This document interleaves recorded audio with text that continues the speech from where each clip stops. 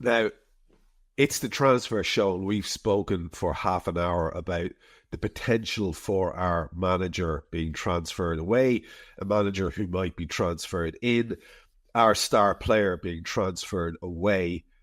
Let's bring it back to a little bit more hopeful stuff and talk about links to actual players coming in, regardless of who is overseeing the team in terms of week to week. The boys doing the business, as you've mentioned earlier on, are still going to be the boys doing the business. Let's start with right back options. Yeah, literally. We said if you saw the last show, Liverpool were looking at right backs. That was our info. And we gave you a few names like Martin Fernandes. At Porto, we mentioned Javiro Reed at Feyenoord, who's also been watched by Bayern Munich as well at the same time. But we said to you that there is a name that is the top target, and we just can't quite, get that thing. And people said to me, well, next week will you tell us? And we're dropping messages in Discord. Simple thing is, again, had that doubly stood up, all great. Not trying to play Secret Squirrel, because if you play Secret Squirrel, we wouldn't have told you the freaking Cesc stuff, would we, to start with? But can't be allowed to get that name out there. But it's important to say Liverpool are looking at right backs. Reed, Fernandes, and others are right in the mix. And to be honest, Trev, can you blame him? Because look at it. I mean, Frimpong's still injured, isn't he, now? And obviously the talk of the formation bit and how he fits in there.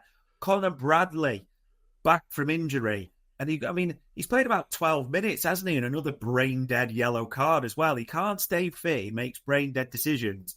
I don't disagree with this. Liverpool, for me, need a new starting right back. If you can solve that in January, which is, as we said, never straightforward, you do it. Yeah. You could say that they needed it in the summer as well. The Frimpong was never going to be the answer unless you were going to change the system, which we didn't do. So it's all very weird. And I think there is a disjointedness between the recruitment, where people are saying this guy is good because of X, Y, and Z reason. Yeah. And you've got a manager saying, well, how do I make him work for me? I don't like that level of disjointedness, and it appears to be the case, because otherwise you'd imagine we'd have seen at least once this season what the new thing was supposed to look like. We haven't seen it. No. There is another name, though, that people have been throwing about, and that's Yan Diomande.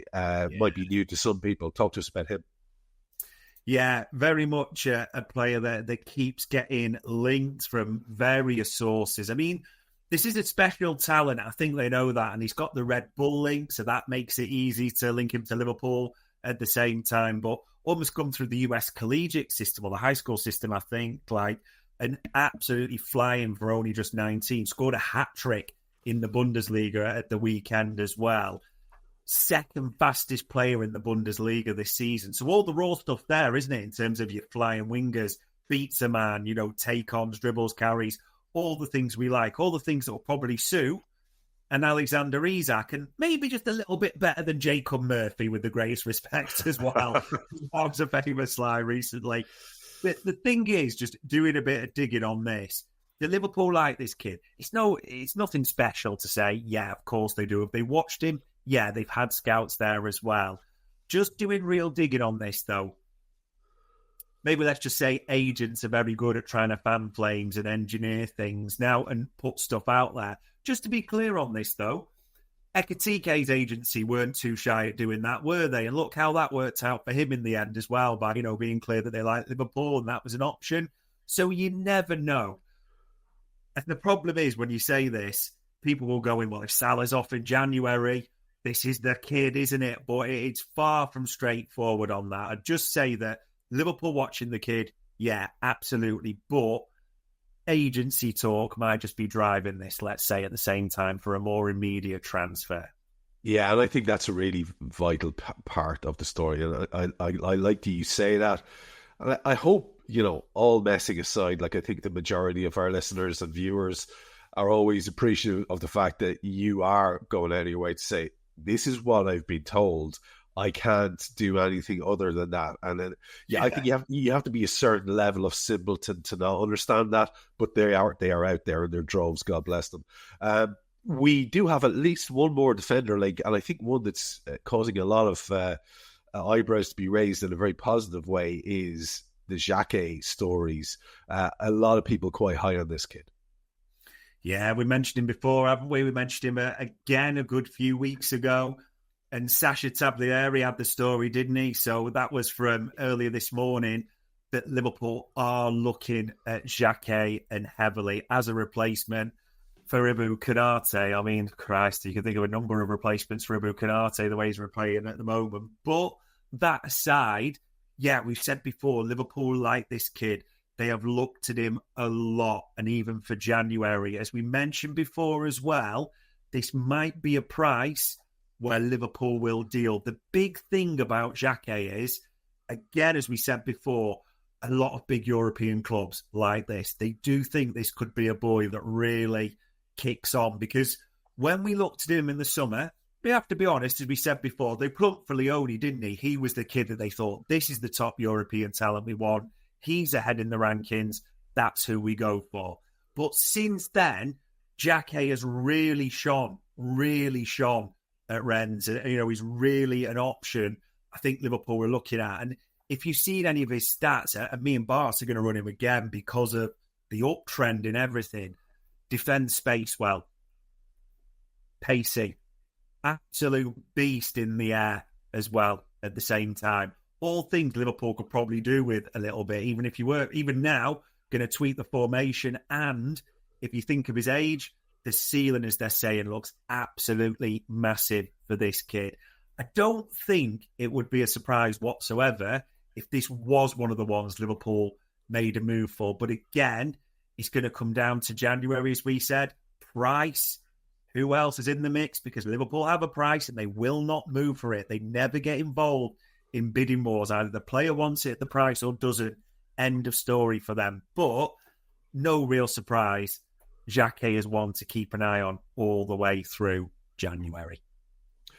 So, Martin Fernandez and a preferred option at right back that we are aware of existing, but not 100% who it is. Xhaka, very much a focus of attention. Diomande also, but like you said, could be a little bit fanciful, might be just agent talk. I think everybody's optimistic that something will happen by way of transfers in January, Dave. And like obviously the defence is the area that we seem to really need it in at the moment. But I think if you had given me my pick as the season was starting to get one more person into one area, I'd have always gone and plugged in someone in the area that we've been looking to address for several seasons in a row. And that would be in defensive midfield, sort of a playmaker, a screener, that kind of character. Yeah. But the names that we have been linked with, Ward, Anderson, Baliba, these are names that everybody wants to be linked with. Yeah. And to go back to our angle from last week and that you've just brought up again this week, as we become less and less palatable as an option in comparison with some of those names, we get further and further away from the likelihood of nailing down one of those names. This is a distinctly unpleasant reality that we have to live with at the moment, and it's a consequence of the huge falling off of form. And it's a consequence of the uncertainty going forward. And it could be a consequence of where we might underperform tremendously this year and therefore talk ourselves or work ourselves away from one of those big names. Like City, Arsenal, even United, who can always throw money at something. They're all interested in those guys. Now, I am not being a defeatist about this. This is Liverpool Football Club. It's just that we're not really acting very much like Liverpool Football Club at the moment, on the field, off the field, in the way that we've been approaching certain things. So how confident are you that anything at all is going to happen around the midfield? And is there any name there that like I haven't heard about that could be more likely, that's maybe down the pecking order a bit in terms of like an up-and-comer, like the equivalent of a Diomande in the midfield that we don't know about? It's so tough with this because it's no secret Adam Wharton, Elliot Anderson, Carlos Baleba. They've been linked with Liverpool. Yes, they're all very different profiles. They all bring a certain skill set that would help us in different ways. But the big thing that unites all three of those is the chances of them moving in January are minuscule. And if they did, it would take immense money, probably well over what Liverpool would be prepared to pay. Because, of course, those clubs would lump a premium on them. Why wouldn't they, to start with? I mean, Forest, you look where they are in the league, they're going to want mega money to let Elliot Anderson go. Quite rightly as well, homegrown. Carlos Baleba, well, you're dealing with Brighton for a start there, aren't you? And, Bloom, Barber, the difficulty there. Adam Wharton as well. Now, I don't know if anyone clocked this, but Adam Wharton's agent went on TalkSport and he kind of gave us all the clues. And he was asked, he said it purposely to get questioned further on it, to go, well, Adam and us, as a team, we've clearly got a plan. And the guy went, as though it was all just off the cuff. A plan? You have a plan, do you? Type of thing. And it's yeah, we've got a plan. And he spelt it out to say, Adam knows what he wants to do. He's happy at Palace. He loves Palace, blah, blah, blah. If he leaves, he wants it to be for a Champions League club. Now, that was what Adam Wharton's agent said. If we're not in the Champions League, the chances of getting Adam Wharton fall off a cliff, literally. Just be clear on that, So that's the first thing to consider. Again, January just isn't really a goer for any of these because you've got a couple of those players expecting to be in England's World Cup squad and wanting to be in there. They're going to want to be settled. They're not going to make a move unless they have to, and they're not going to want to. Plus, let's be honest, we have to look at this objectively. Some of those players are probably looking and thinking, Liverpool, is that the best move right now with everything that's going on? So that would feed into the mix. Then, like you said, Trev, make zero mistake about this. United have spoken to all three of those players. City have spoken to two of them in Wharton and Anderson. If anyone's under the impression that we're the only ones and we're just going to cherry pick, not a chance at all. So it's great. I would honestly, for different reasons, because they're all different profiles, so it's difficult to compare them, I would love any of these three to rock up at Anfield in January. It'd be brilliant if we got an Adam Wharton for progression. Anderson, who does it all a little bit, doesn't he? As you said, that screener moves it. You see where he is. You watch him. I mean, he bullied our midfield, didn't he, about 2-3 weeks ago, whatever it was, when they came to Anfield. Believe it. Even just because some of our players are a bit pussy, really, aren't they, in the middle at times as well? So just some physicality and that balance there could still be really important. But the chances in January are small. The chances, if we're not in the Champions League, get them down further for the summer. Like Adam Ward, if we're not in the Champions League, forget it for the summer. Forget it, literally. And like you said, maybe it's the cheaper alternatives. Lille have been very smart with what they've done because Lille, we mentioned before, didn't we? Brouardi, the youngster there, everyone's, as we said, been chasing this kid. Lille have been very smart. They have overpaid what they wanted to him in wages, but it's a smart move. Because they're like, nah, just overpay him in wages now because we'll make this back when we sell him for an absolute fortune, won't we? It's a smart asset protection move. So that's pretty much off the table there as well. Edison, we mentioned before, didn't we? But again, there's other clubs looking there because even the likes of United have spoken to Edison's people because, their financial problems are well known, aren't they? They might not get Champions League. So that might take a Wharton, Anderson out of their reach as well. And you're thinking, why are you setting all this out? Because we've talked about this before, Trev. How many people are like, go and get Anderson, go and get Wharton, go and get Baleba?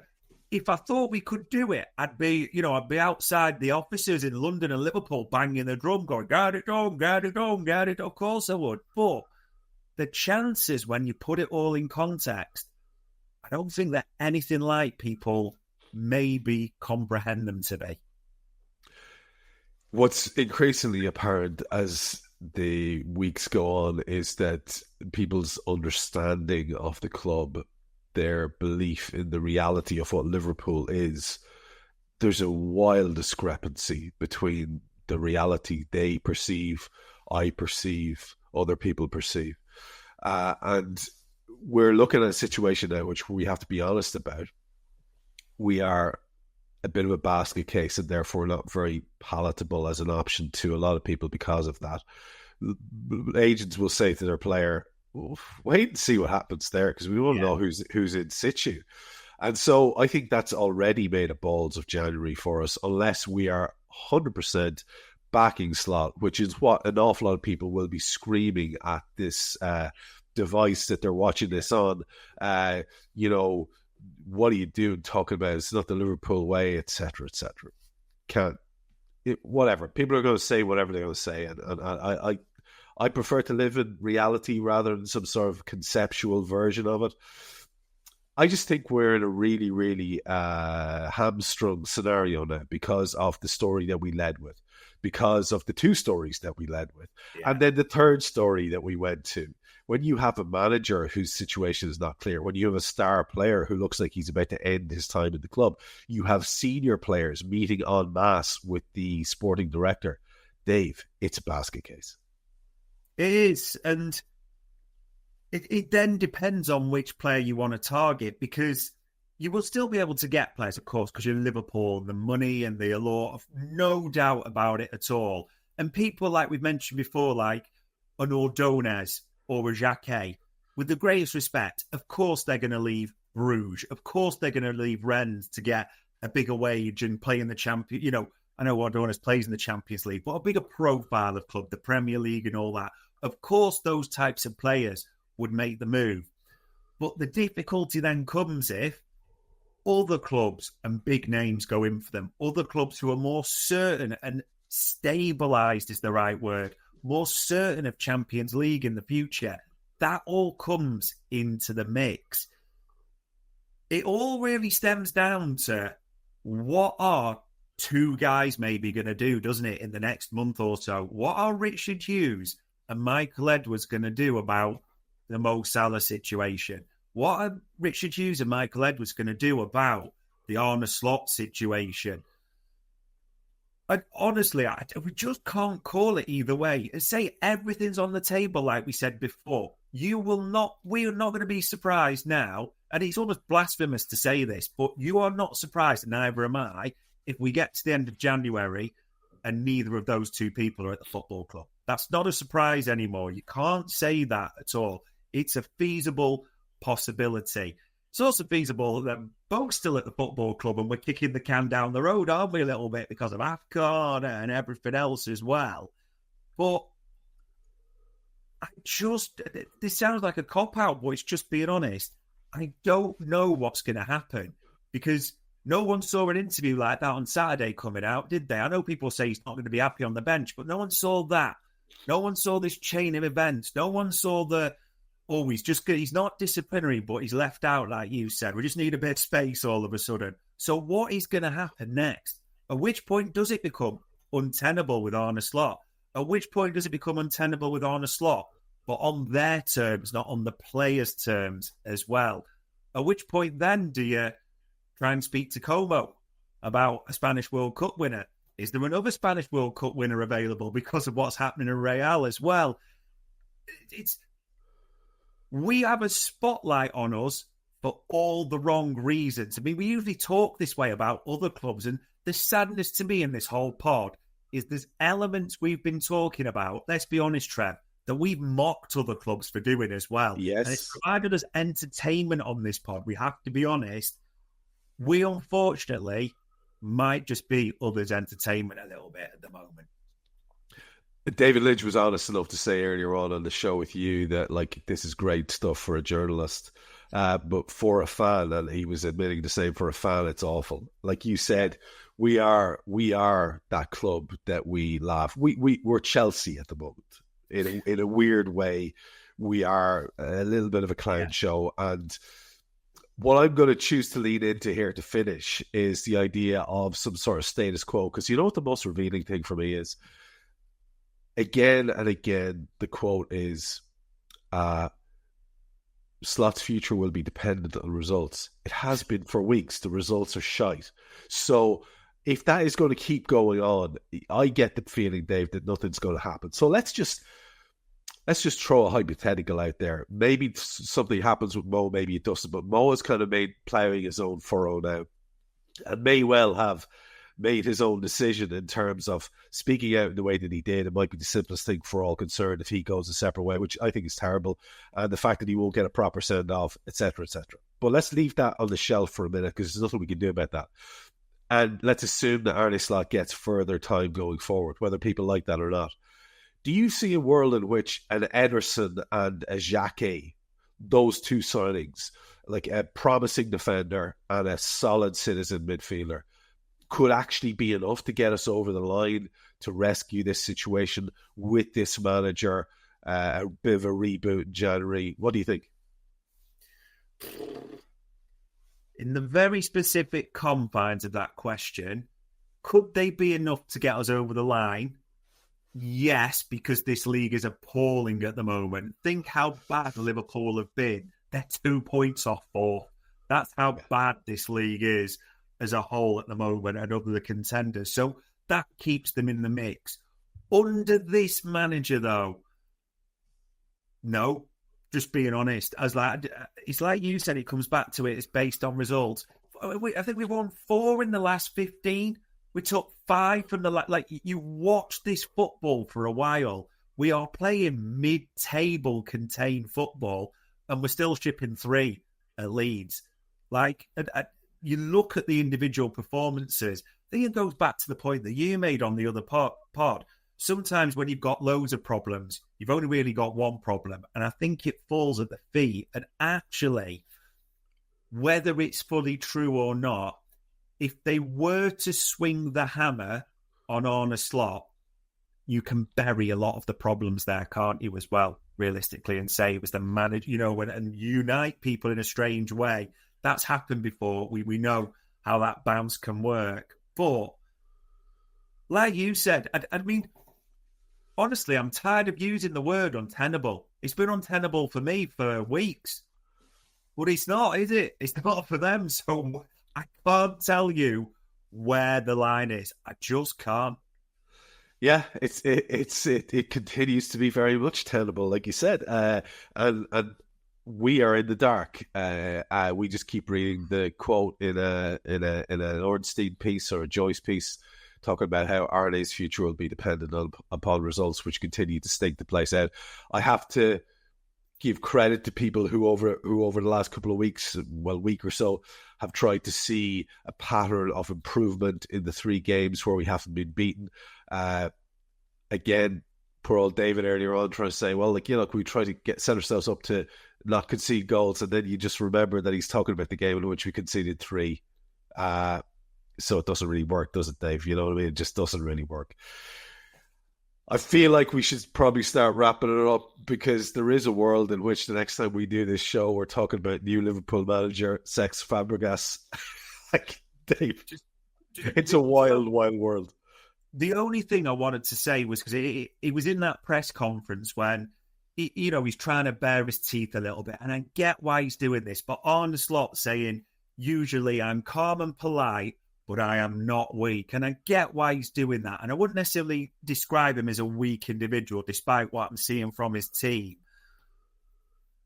But when the press briefing is that Richard Hughes has ultimately made the call that Mo Salah is not on that plane, it doesn't make you look strong, does it?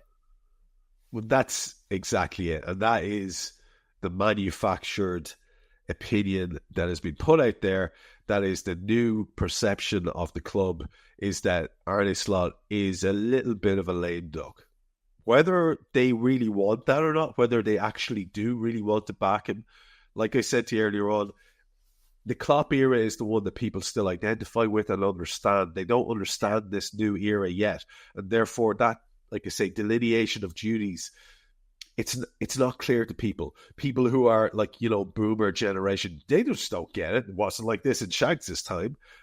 People who are in the middle, Gen X heads like me are going it seems a bit weird. If you're the gaffer, you're the gaffer. And, people who are into modern football, and love all the science boys and love all the as we call them, the nerds running the place. They back them 100%, and they can do no wrong. But the reality is, Dave, I don't think any of us really have the full picture. It doesn't look good for Arnie. It doesn't look good for the Mo situation at the moment. I think there's a real world in which, like you said earlier on, we may be looking at a future without either of them as part of the club. I don't think anyone's happy about that. I can't be happy about that. But I want to leave the last word with yourself. You've got some Arnie quotes there to give us our penultimate wrap up. But just in terms of general transfer show wrap up, is there anything you want to just lay on the table before we leave? I actually almost can't believe we're in this position. We are getting material galore now for our transfer show. And it's almost material you don't want, isn't it? Because we'd rather be talking about, do you know what? We're 15 points clear at the top of the league. All the new signings were firing. We don't need to do anything like, let's have a laugh at what everyone else is trying to do and desperately scramble for. That's what we were hoping for. But that is just a million miles from the right reality of where we are. You know, you have to base into that. And I mean, they say on the slot saying I'm not weak, but just, and it's not a dig at him, but what this situation and what's been briefed is coming out. He's even honest tonight when he's saying, you know, because people asked him, and I get why they ask him about, you know, what's Mo meaning? He said, well, you have to speak to Mo, and, you know, I don't get involved in those types of things because he doesn't. And he said, you know, it's a short reaction from Mo. Well, what are we expecting? Because he gave a massive interview. He hasn't really got much more to say. I suppose they didn't try to look at positive. Alisson's interview, or, you know, and I've not seen the full bits from Alisson, but people saying like he was graceful. It's typical Alisson. He fronts it well. He represents, talks about the team and all that. And I've no doubt about that. And we all adore the man. But then we've also talked about what might happen with him in the future as well. And you do wonder what he's thinking about his future with everything that's going on as well. We love a modern reference. We've had The Godfather. We've had JFK the other week. I'm going to leave this with a GIF, Trev. And there's that GIF where little Elmo is stood with his arms like this and the fire is just blazing from behind him. And that would probably be a fair representation of where we are right now. One of my favourite GIFs, and for the record. We are. Oh, look, bring it on, Dave. You know, let's just lurch into the next. I'm going to fully embrace the drama at this stage. I can't be precious about it anymore. There are too many people who are living in their own lands of sanctimony and what I can and I can't say and what's allowable for you to say and me to say. Screw it all. We'll just keep bringing you the stories that we get. Dave gets a lot of stories, so we're lucky to have them here. We will be back next week. You know that. We may even be back tomorrow. You know that too. But keep an eye on this space on this channel. Thanks to Dave as ever. I've been Trev. Talk to you soon.